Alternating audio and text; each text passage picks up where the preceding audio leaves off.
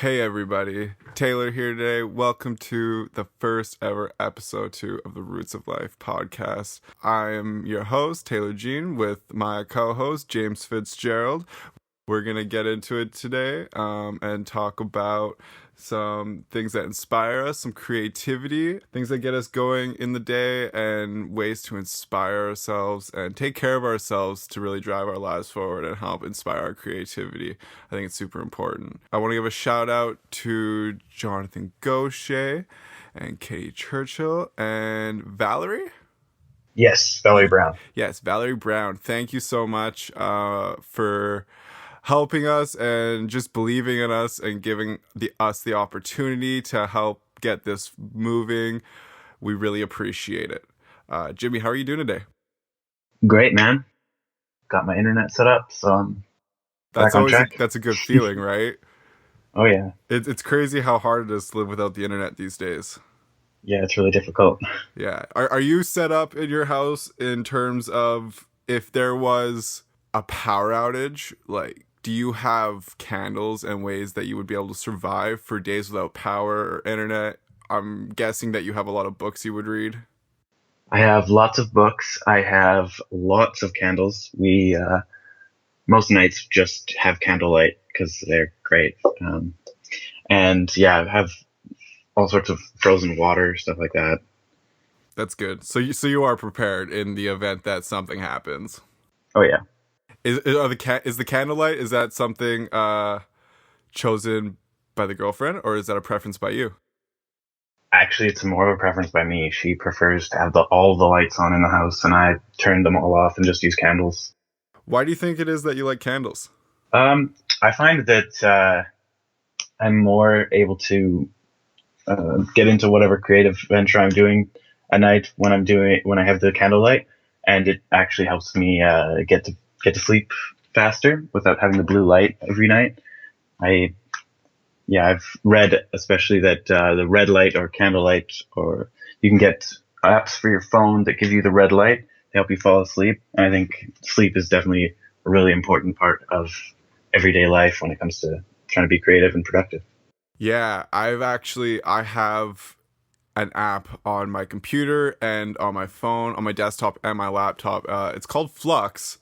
What it does is you set a timer and you can tell it what time you want to go to bed, what time your wake up is, and what it will do is a certain number of hours before you said that you want to go to bed, say you set it for 10 p.m., around like 5 or however many hours beforehand, it'll start to slowly reduce. I think it's the blue light, isn't it, on your Yeah, computer? the The one blue that's really lights. harsh in your eyes.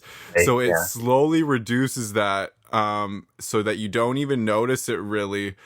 But if you're on your computer for majority of the night, by the time you're ready to go to bed, your eyes have already adjusted to this, and it makes it a lot easier to go to sleep. So I think it really promotes like a healthy sleep. It's same in the morning, so I set it so that if I do wake up and look at my phone right away, as sometimes we all do, I think it's a pretty common thing for people to do that these days. Common bad habit. It is a really bad habit, that the second you wake up, the first thing you want to do is find out what everybody's doing. What's the newest thing on Twitter? Who's talking? What happened in the news, right? It's so weird that we're just so attached all the time. Yeah, every morning I'm always like, first thing I do, grab my phone, check the time, see if there's any group messages, see if anybody's liked my stuff on Instagram. All vain things that I really don't need to do. So recently, I started practicing with a book to help drive my creativity forward. And this book talks about certain practices and things that you can start doing to really help that. I did forward that to you, and I think you've been using it a little bit now. How have you been finding it? Well, it's still something. It really starts. I found that when I first did it, it didn't take long for me to notice some effects. Like, I instantly noticed my energy levels were up and my mornings were better. I would have more productive days. Even just the slightest bit, I found it really helped. Oh, definitely. Every morning, part of the book is to do the morning pages where you write 3 pages. And then like 3 pages of anything off the top of your head. I find many mornings I'm able to do it quite easily I can fill those 3 pages, no problem. Lots of mornings, or I guess I've only been doing it for a week, but a couple mornings I've had a lot of trouble. I can't get more than a page easily. It takes a lot longer. So I struggled with that a couple times, but by the end of it, I find that during the day I'm a lot more productive. I feel like I just want to get more things done. I don't have as much on my mind because I've written it down in the morning as soon as I get up. There's been quite a few times where I've been interrupted or something while I'm writing them, so I don't get them done right away, which I feel like it would be a lot better if I did get it done right away. But I do end up being more productive, getting more done, feeling better about what I've gotten done during the day. And yeah, I haven't done too many of the other assignments in it, but the morning pages have definitely been very interesting to see how they've affected me. Yeah, the morning pages are definitely the stepping stone to the development of the program and the way you work through it. It will say in the book that if you don't think the morning pages are working for you, they're working for you. You just don't know it, and maybe it's not clear and on the surface for you, but throughout the course of over the weeks as you work through the course, it will become more evident and you will notice the change and the shift in your consciousness and the things that the book asks you to do. You'll start to do these things and you'll just notice all these small changes in your life that you're making. And it's just amazing what it can do for you. So, One thing I actually have noticed about it, it brought up some like deep stuff that I didn't really know was like a problem for me, like when I was writing. And it's just weird little things like family interactions and stuff like that that I'd never really thought very much about. But then I found I was able to write 3 pages about it in under 10 minutes. And I didn't really know that it was something that troubled me, but it came out. And when I was done writing it, I felt a lot better about it as well. yeah. So, did that come up in your morning pages? Or because there is some exercises that I remember doing in the book back when I was in the beginning stages of it that kind of focused on some of that stuff. So did that come up in the morning pages for you, or did you stumble across that throughout your own thought process, or was that something that came up in some of the exercises? That actually came up in the morning pages. There is a couple of the assignments that I didn't do. I called them assignments. Really, they're just your own choice. What you want to do. It gives you a bunch of choices. Yeah, and you don't have to do them all right away if you don't want to. The book specifically says that if you don't feel like it, they're not all there for you to do all at once. They're there for you to go back to if you need to, right? Weeks later, Yeah. you feel like you're ready to do some of those exercises that maybe you avoided, maybe you were too busy. You make your way back to them and you can always go through them again later. So One of those assignments in the first week is affirmations, which is basically writing things down that are positive reinforcement to yourself and how you feel about yourself. So writing that you are a good artist, a good creative person, you can do good with your art, things like that. And what you're supposed to do is look for parts when you're writing that in the back of your mind where you're thinking, no, you're not, something's wrong with you or whatever it is. And then you write those down and turn them into positive words as well instead of those negative words, which I feel like that would bring out a lot more other things as well. I've only done it the one day. I was supposed to do it every day this week, but I didn't. But yeah, it was actually really interesting to write down positive things about myself and realize that I was also thinking while I was writing those down, the opposite of it. yeah, that is, like I said before, just that slight shift in consciousness, right? Last week we talked a lot about energy and just the things that come up when you try to shift those energies. And it's the simple put good energy into the world and good energy will come back to you. If you are a negative person and you just speak negativity a lot, then you will attract those things to your life and it will become obvious. What happens is when you make that shift in your train of thought from I am not a creative person, I can't do this, and then you're like, oh well, this book is telling me to write down the exact opposite. When you say that specific line, I'm not creative. And then you write down the affirmation for it, I am creative. And then you write that down 5 more times, so you're thinking it while you're writing it. Then you'll slowly begin to believe it. And then what happens is you slowly learn what is becomes your own truth, that you have the power inside of you to do these things that you may have never thought you had the power to do before, which is super amazing. It just shows you the power that is the human mind and the power that we all have inside of us to make these changes. So when we talk about when we think that we're not creative, that rang so true for me because I grew up around a lot of inspiring friends, very creative people as yourself, Jimmy, and John Sketchley being one of them. And I always felt inferior to the other people around me, the creative people that I was friends with. And so that made it really hard for me. And I was always a very logical person. I understood that and I was okay with that. But with that logical thinking all the time led me to believe that I wasn't creative. It always made me think that, like, it's just not for me. It doesn't work that way. It's okay. Like, it's not a big deal. And then as time went on, I slowly wanted to find that creative side of me. For those that don't know, I work in the music industry. It was my creative avenue of choice to eventually start pursuing my art. And then we slowly wanted to find other ways to pursue our creativity as well. So we started this podcast. I go do art classes. I know Jimmy likes to do photography. So there's many things that we do to inspire ourselves. And it's great. But so it took a long time. And I always believed that I wasn't creative. And then this book, I should probably say its name. It's The Artist's Way by Julia Cameron. There's a couple other books. There's a trilogy. I haven't read the other two.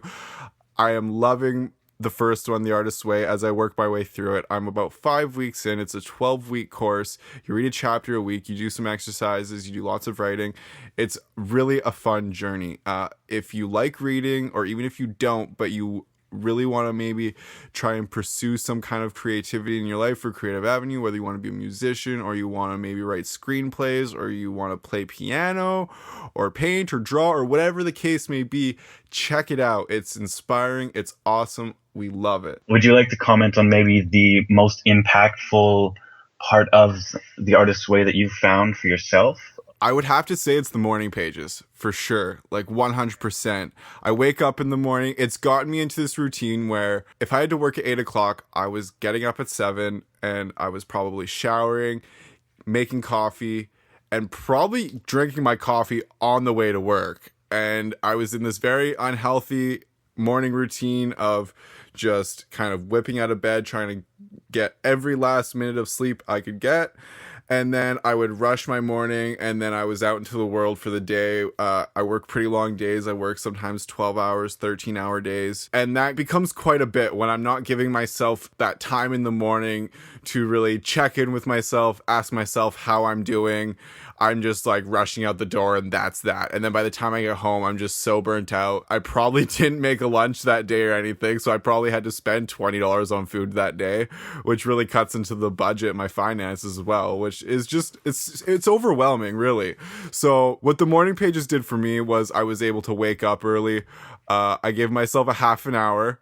So, I mean, I went from waking up probably an hour before I had to be at work to 2 hours. I give myself a half an hour in the morning just to write the pages. It's 3 pages, so I mean, it does take a little bit of time, but it's totally worth it. And then on top of that, I've also found that I like to give myself more time in the morning.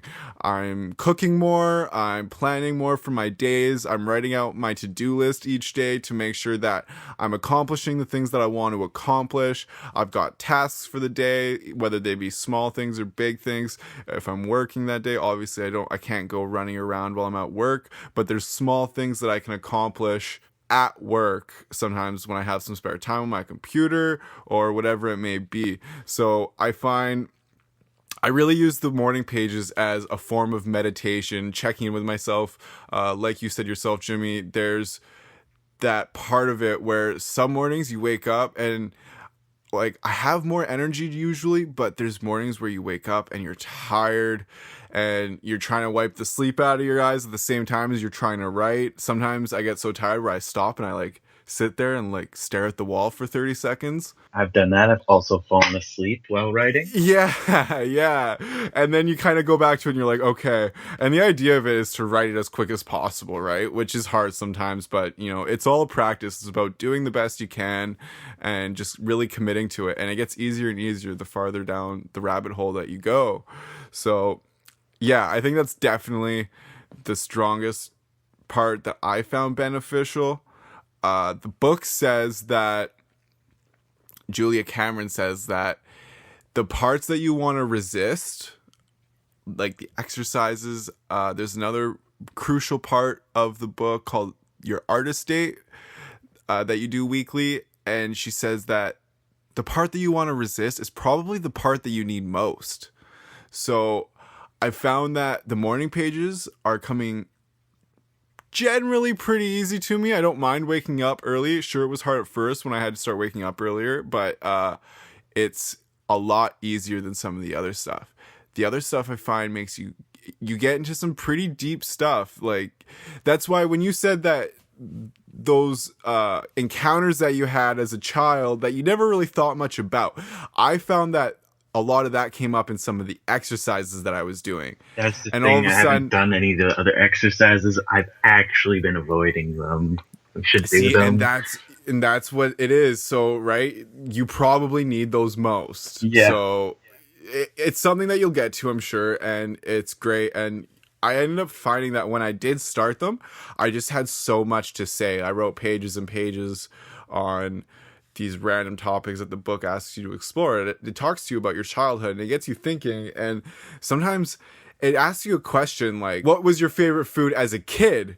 And I'm sitting there and I'm thinking and I'm like, I don't know myself well enough to answer that question. I had to text my mom and be like, what foods did I like as a kid? And I thought that was pretty bad. Like, how are you not able to answer that question? Like, do you think that if someone asked you a random question like that, you would be able to answer it off the top of your head? Would you find it difficult? I was just thinking just now, like, what my favorite food as a kid was.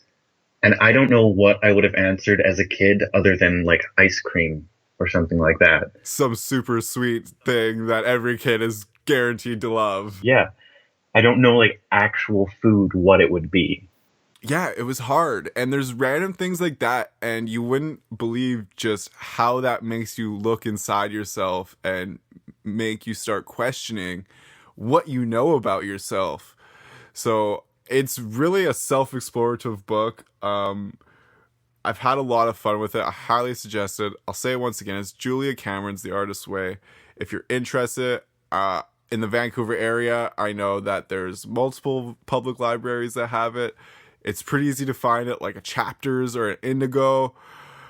Amazon has it. It's not the most expensive book in the world. I've seen novels for twice the price, so don't hesitate. It's a great book. Highly suggest it. You were speaking about your self-care routine in the morning, and I would like to continue with those.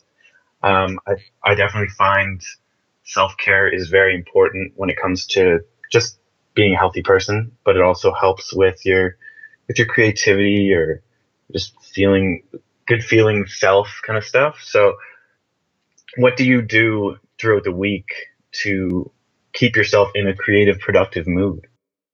That's a great question.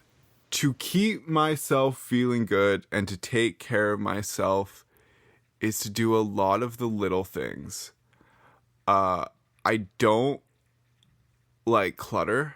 I find that physical clutter in my personal space, in my household, creates clutter in my mind and clutter in my life.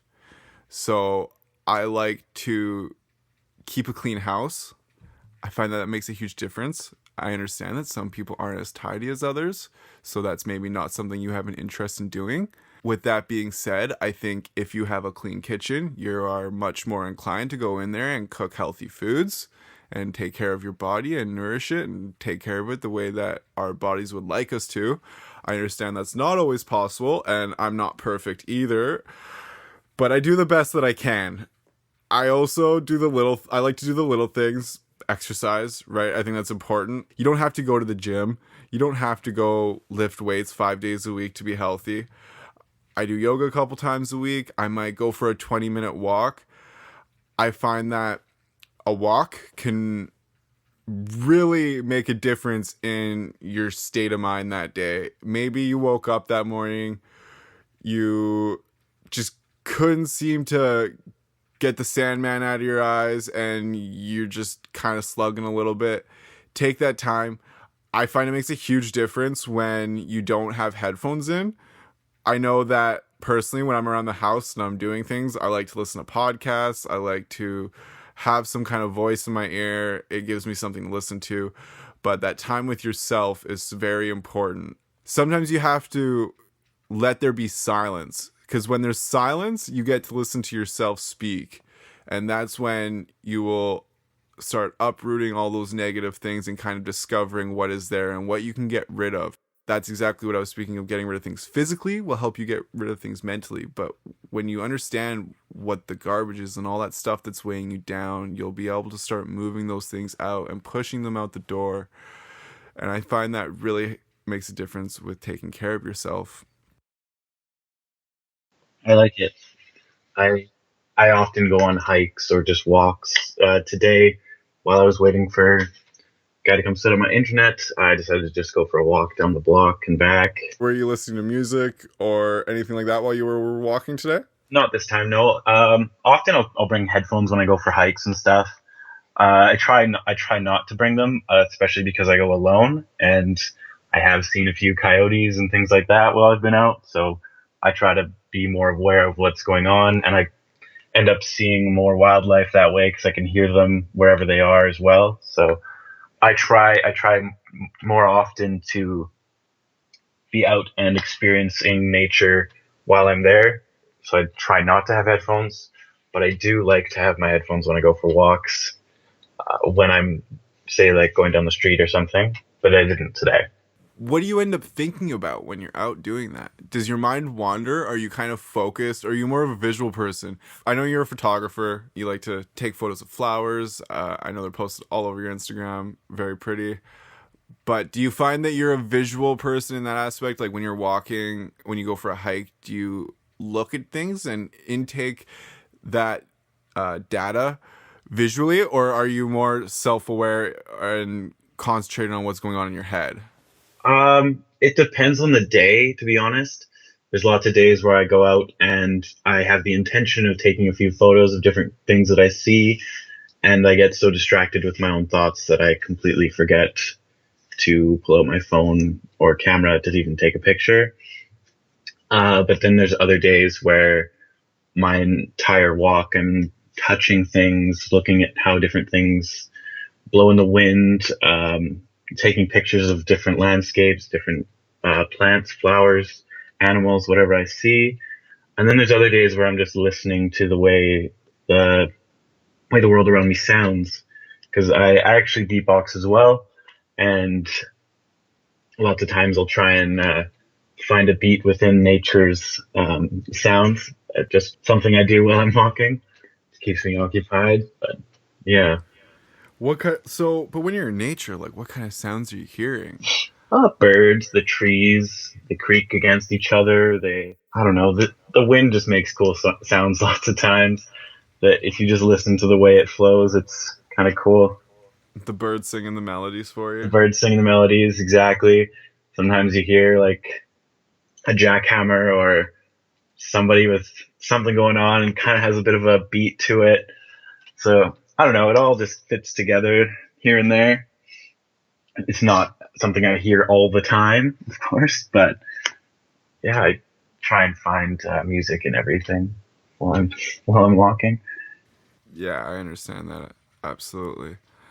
What are some other things you do to take care of yourself, Jimmy? What do you find helps soothe your soul to the point where you might find some creative inspiration? Well, like we were talking about before, I love to have candles. I find like just the setting the mood with like a mellow candle lit living room. I'm really inclined to maybe do a bit of drawing or something like that. I do some coloring. I haven't been the healthiest person lately, so I haven't been doing much for exercise. Hiking is exercise. I'm gonna go hiking tomorrow, so don't tell me that's not exercise because I'll call you a liar. Oh, it's definitely exercise. I just haven't been doing it enough. Right, but you work long hours as well. Yeah, yeah. What you do 24-hour work days, Sometimes, yeah. which is insane. And I thought I was the only person in the world that would do those until you started doing those recently, and you would tell me that, and I thought I was the crazy one, but you must be even crazier than me. The next 2 days, I have two 24s back to back, so 48 hours straight. So you don't go home at all in those 24 hours? No. No. What do you do in those 24 hours, Jimmy? Well, I try and keep busy. I am being paid for it, so I try and make sure that I do all of the work that I have to get done, as well as whatever extra things I can finish while I'm there. They do give me a lot of stuff to do, lots of paperwork. There's lots of face-to-face work with the clients, the individuals that we work with. So I do have lots to do. With those 24s, I am afforded a bit of time to sleep as well, so I don't have to be awake the whole time, which is great. Getting paid to sleep. How many people would love that job? It's so great. What is the relationship like with your clients, Jimmy? There, I work with youth primarily, so lots of times I try and get them to do something fun and creative or something active because they're usually not very inclined to do that themselves. They'd just rather watch TV or just like hang out. So I was probably the same way as a child, I think. I know I was. I know that I used to come over to your house and we would play PlayStation and Xbox and stuff when we There were was a in lot of Guitar school. Hero. Yeah, Guitar Hero. That was our jam back in the day. I remember that. Yeah. Now, moving forward with my life and just everything that I've been exploring, I don't even want my kids to have a TV. If I ever have kids, I guess that is. I'm not super set on the idea, but who knows? You can't really predict the future. With that being said, I've seen that the way the new generations coming up are glued to technology. Don't get me wrong, I'm addicted to my phone as well, just as much as the next person. I have it on me all the time. Like I said, I like to walk around and listen to podcasts throughout the day. There's nothing wrong with sitting down at the end of the night and watching a TV show. If you work hard, you are inclined to your recreation. Everybody works hard. You work hard to supply for your family, for yourself, whether you're in university or you're just working out of high school. Everybody deserves a break, and that is true. But to what extent do you have to cut it off? I've seen kids who don't do anything, and I don't want that for even young children that I know. Not even the children that will potentially be my kids, but I feel bad for kids who are glued in front of TVs and their PlayStations 24/7, their Xbox, or their phones. How do you think, working with youth, Jimmy, how do you have any techniques to getting these kids out from being in front of the TV or whatever they might be stuck to and giving them a creative avenue? Because you said they're pretty reluctant to do it. So do you have any techniques that you've developed yet, or is that something you're still kind of exploring? For what we're talking about right now, this is going to sound very counterintuitive, but I bring my PS4 and I tell them they can play it for a couple hours after we do physical activity, extra chores, and a bunch of stuff for the day. Then I give them the PS4 to play for a couple hours, and that actually gets them to do work, to do more stuff, and they're more inclined to do it. They're excited because they know they have like a reward coming. There's an incentive there. There's an incentive to do those things. So I'm using their addiction basically to the technology, to the video games in my own way, like as an advantage. to getting some active and stuff. Do you think that'll work out better for them in the future? Do you think that slowly through time, because I think for me growing up, I did play sports and I did like going out and playing football and playing soccer with my friends. So it's not that I wasn't active. I had a balance, and I think growing up I had that balance, and I always got that dopamine drip from the physical activities and the endorphins that it released through the activities. Do you think that through your technique there, that they'll slowly start to get those dopamine drips and they'll start to enjoy the physical activities and the things that you're getting them to do? Or do you think it's just kind of, I don't know, you're enabling them to play more video games? I don't think I'm enabling them, simply because they do have their own systems, their older systems, and they'd be playing them all day if I wasn't giving them the option to play the newer one.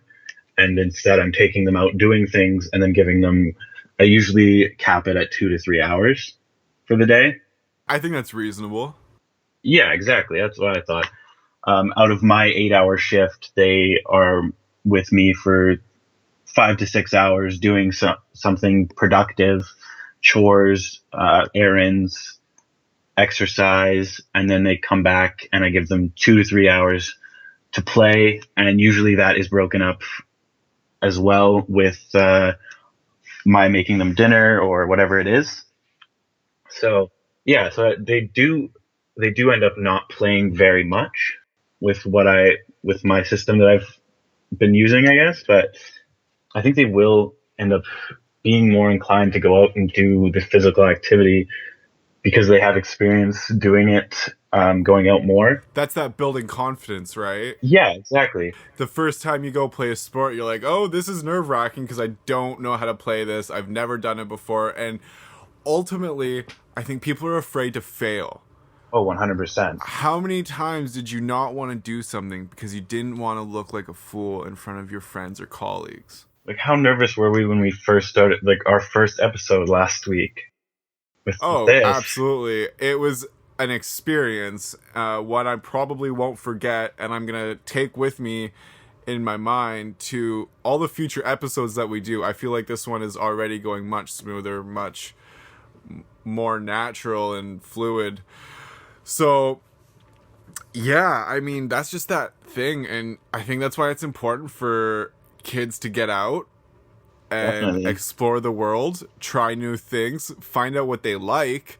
Because if you don't do these things, if you don't play these sports, if you don't go do these art classes, you never know what you're gonna like. When growing up, I did not play an instrument. I didn't care for it. I was not any good at it. Mind you, I didn't really try. I became 19, I started playing piano, and now I'm a professional in the music industry.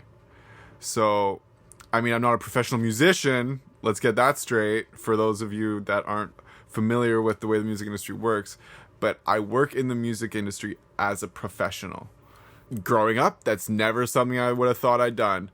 But eventually, I tried something new. I found out from starting at one point with an instrument that there was other things that you can do within the industry, and it led me to what will eventually be my full-time career.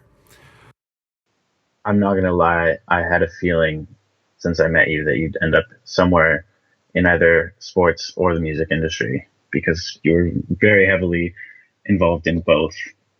Maybe not in playing the music when you were younger, but I remember every day you'd walk to school and you'd be so entranced in whatever music you were listening to, rapping along to it, singing along to it, that I could scare you every single morning by jumping in front of you.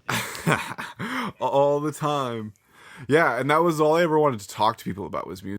Oh yeah, I know. Like if I was around my friends, it was always just I would just want to talk about whatever it was I was listening to. Whether like I mean I grew up listening to a lot of hip hop. A lot of my friends listen to rock music, and even then I would ask them questions about what they were listening to. That was I always remember coming over to your house because there was a time in I think probably high school where like, because I went to a different high school after elementary school, so me and Jimmy went to different schools for a while. We would hang out the odd time. We wouldn't see each other for maybe a few months or whatever. And I would ask him, like, Jimmy, what are you listening to these days? And he would just come up with most random bands that, like, I had never heard of. I'm sure that many people probably have heard of them. They're probably not completely. But also, mind you, people, that this was pre Spotify, pre iTunes Store. It's like back in like the LimeWire days, and Yeah. probably where you had, I don't know, maybe MySpace. Yeah, I was using MySpace a lot to find music. I never used MySpace. I never got into that. I never understood it. I just found that you could find a lot of music on MySpace. I didn't care for any of the social media part except for the fact that they had music that I could find and then download on whatever illegal downloading thing I was using at the time. I always remember, did you not use a lot of web radio? Um, there was one, Last FM, I believe, that I used. Not too many others. I don't think YouTube had really become a huge thing yet. No, I don't think YouTube was big at that time. It was around, but Yeah. I don't think it was it definitely wasn't the platform that it is now, and especially for music. At that time, I think YouTube was more of a, this kid's getting shot with a paintball gun. Let's post it on YouTube so Yeah, everybody can exactly. laugh at him. It was Yeah. great. Do you remember the video Shoes? Like, Yes. shoes. That was, Let's get some let's get some shoes. shoes. That was so creative. I remember that being one of the first videos that I saw on YouTube, and I was just like, what is this? I had absolutely no concept of videography or video editing or how that would have been done or posted online. It was intriguing, to say the least. I think that it was well done, and I believe that they went on to make many more videos, and they probably made a hefty profit off it in the long run. I don't think YouTube was monetized back then, but I'm sure that led them on to many other great things. I would hope so. That was beautiful. Yeah, it was a great video. That was so funny. I was gonna ask, do you do any? I know you do yoga, and you were saying that the morning pages, they feel like meditation to you. But do you do any other meditation? I do meditate inside the hot room. Okay. So I usually try and get to the yoga studio a few minutes early so I can get in, settle in, let my muscles relax. I think I'm a generally kind of a type person. I've got quite a few body injuries, so it's important for me to let my muscles relax before I start standing upside down and doing little twists on my head, which I don't actually do. I'm just making a bad joke.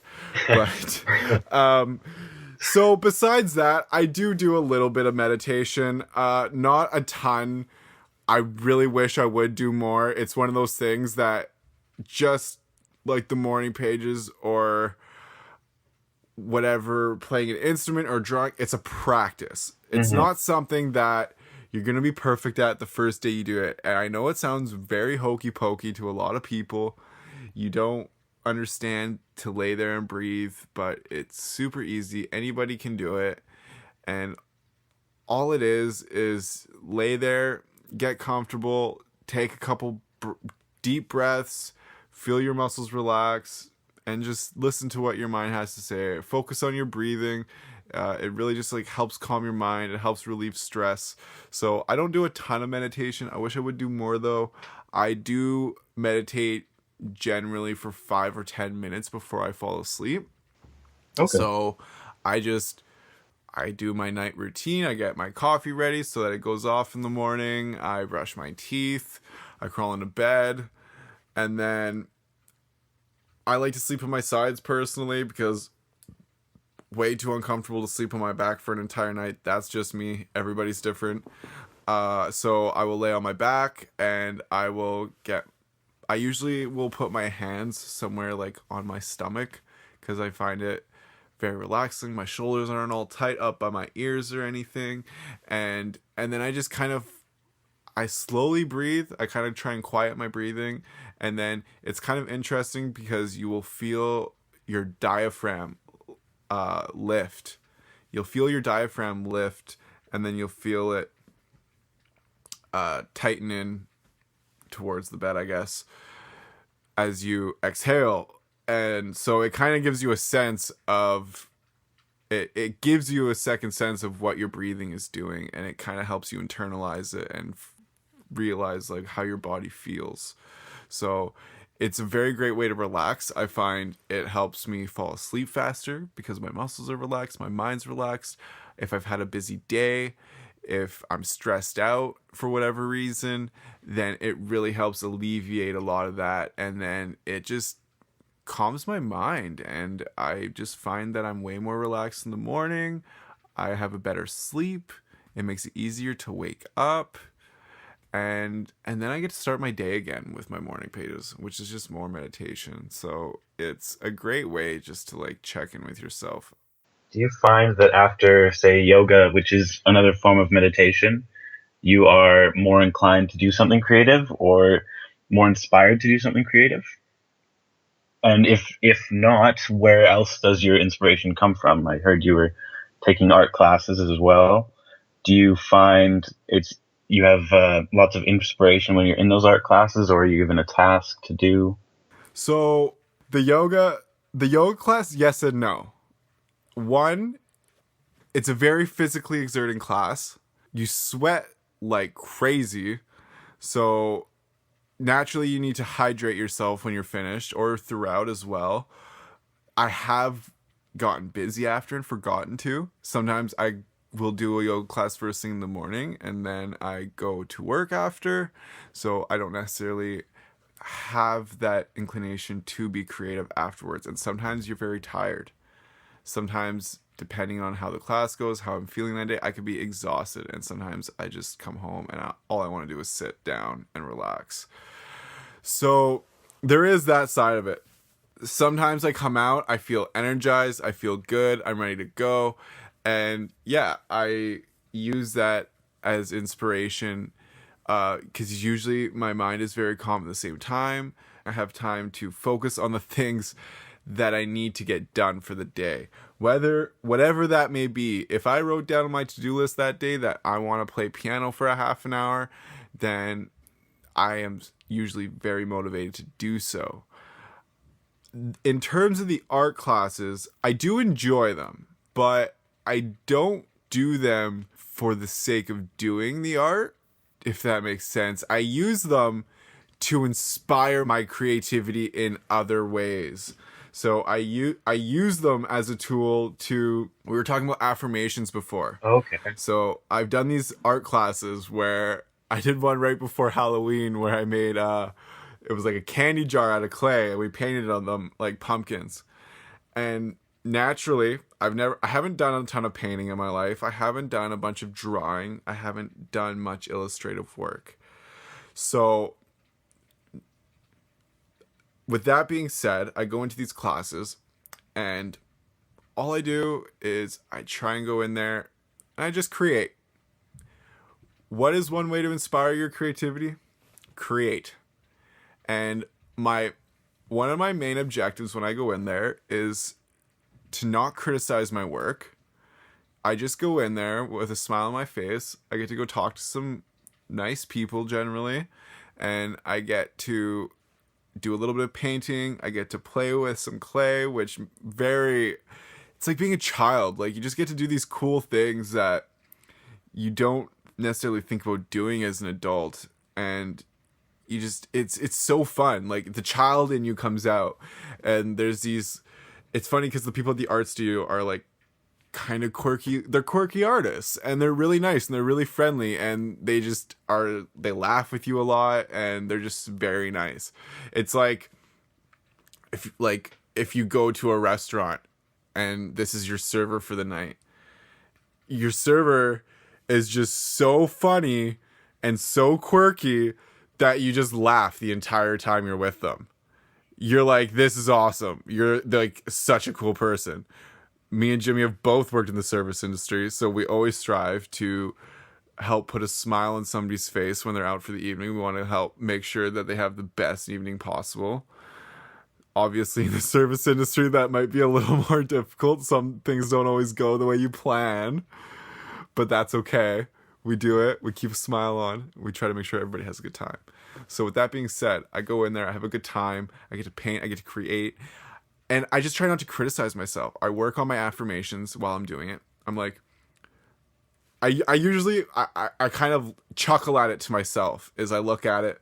And in my head, I'm kind of like, this is pretty bad. But I kind of just laugh and I look at it and I put a smile on and I keep painting. And then by the time I'm done, I haven't said a bad thing about anyone or anything. I'm smiling and laughing at my work, and I go home and I feel great. Now, maybe when I go home from those art sessions, I'm not going to go home and create. But what that's done is it's set my mind and it's inspired me. It's filled the pond, it's filled the well with food to eat for days to come. Okay, that makes sense. You fill a well up, and if you don't fill that well, it's going to dry up. And I think that is what you have to do with your creativity and your inspiration. You have to inspire yourself regularly. Because if you don't, that well's going to dry up and you're going to have nothing to pull from anymore. You're going to get dehydrated. Maybe you're going to dry out. You're going to become tired. You're going to relentless, and you're going to resent the work that you've done and that the work that you don't want to do. And then you're going to become angry at yourself, and you're going to despise yourself for not doing the things that you truly want to do. You're just letting other things get in the way of it. You're not filling the well. You're not taking that time to take care of yourself and go out and So what do you're the things that you saying need to do. is a big part of your self-care is also actually actively being creative. Yes. Okay. So, yeah, I mean, you just have to do these little things. Sure. 2 months ago, if somebody was like, hey, why don't you go do an art class? Why don't you go make a clay candy jar? I would have been like, I'm good, man. Like, that's probably not for me. Like, I'm no pottery master, but you know what? I thought about it. I was like, hey, that's cool. It doesn't even have to be art. It doesn't even have to be creative. It can be something, anything that is new. Maybe something you wouldn't have thought about doing. Or maybe it's that thing that you kind of always wanted to do, but maybe you were scared to do. Okay. Right? Maybe somebody said, maybe when you were growing up, you were like, oh, that'd be really cool. I really want to do that. And then Taylor comes walking along and it's like, Jimmy, you shouldn't do that. You're a loser. That's for girls. Well, now your best friend has said that to you, or one of your good friends has said that to you, and now you feel bad and you don't want to do it anymore. But truly, in your heart, the child in you, the creative genius inside of you wanted to do that all along. So you're telling me I should do yoga? You should do yoga. Yes, absolutely. I know you've actually told me that before, so. I probably have. Yeah, absolutely. But yeah, it's just important to try new things. Find ways to fill the well. Find ways to inspire yourself. I might go do. I was just looking into it the other day because I just wanted to try something new. I was like, what can I do? What is something that I want to do? I might go do some jujitsu. Oh, nice. I've actually wanted to try out Muay Thai, actually. Yeah, so I was just like, that'd be super cool. I did a class probably when I was like 16, and I really enjoyed it. I had a lot of fun. And then I moved around and never, I just kind of lost track of it. And I don't watch a ton of UFC or anything. Sure, I watched the last card with Conor McGregor. I heard about Eddie it. Alvarez. Yeah, it was pretty intense. Conor McGregor just destroyed Eddie Alvarez. He's now the first fighter in the UFC to ever hold 2 championship belts in different weight classes simultaneously. Oh, wow. So it was like a very big historic fight card for the UFC. So shout out to Conor McGregor. Dude's killing it. There you go. crazy Irish bastard. But yeah, so that's something that I was thinking about doing because I kind of caught wind of it. There's a gym close to, I don't know, do they call it a gym? Do they call it a dojo? I Uh, don't know. Dojo? I don't know. Maybe. Something I like think that? they do boxing classes and stuff too. I think it's kind of like a mixed martial arts Okay. studio gym. That sounds So cool. You should definitely do it. yeah. So there's something I'm looking into. It's kind of, it's that thing though, right? Like I already do yoga a bunch of times a week. It's hard to commit to. You got to make sure not to spread yourself thin Yeah. too, right? That becomes an issue as well. So like I was saying before, I think it makes a big difference to write down a to-do list each day or maybe for the week, whatever you feel adequate for you, because it gives you a sense of accomplishment when you do start to write those things off. And then you kind of have a sense of scope for your week of the things that you want to do, and you're able to kind of monitor it and make sure that it's proportionate to the time that you have available. And when there's one or two things that don't get crossed off that list, it's not really a big deal because you feel good because about all the things that you did accomplish. So try that tool out. Anyone who's listening, anybody who's interested, it really makes a difference, I find. But all right, Jimmy, I think we're running close to our finish line for the evening. It's been a pleasure talking with you, my friend. If you had any last thing to say to the listeners out there, what would you say to them? I would say just attempt each day to do something positive with your day. Try and have a happier outlook by doing so. And I would also like to say rest in peace to Leonard Cohen. He also died this week. If you don't know Leonard Cohen, he was a Canadian songwriter. He is also the original songwriter of the song Hallelujah, who inspired many other artists and musicians to create covers and other versions of his original song. So, rest in peace, Leonard Cohen. He did a lot for the Canadian music scene. Depending on when this gets posted, we have also started a Patreon page for the Roots of Life podcast. If anybody feels so inclined, we would greatly appreciate it. You can make small donations. There's incentives to making different denominations on the site. You are helping us to keep this podcast going, to help potentially get some more things that we require to make this audio sound better, and to help us continue our creative endeavors. Is that not right, Jimmy? That's correct. We also have an email address. You can reach us at rootsoflifepodcast@gmail.com. You can ask us questions, give us commentary, maybe throw out another topic for an episode to come, anything like that. It's up to you. Yeah, I would really love to start engaging with some of the potential listeners out there. So if anyone is listening, please feel free to hit us up. We want to hear from you. We want to talk to you. We love you all. Continue to be creative. Find that place in your heart where you find peace and you find the motivation to continue moving on. We love you. Thank you. Have a great evening, everybody. Good night.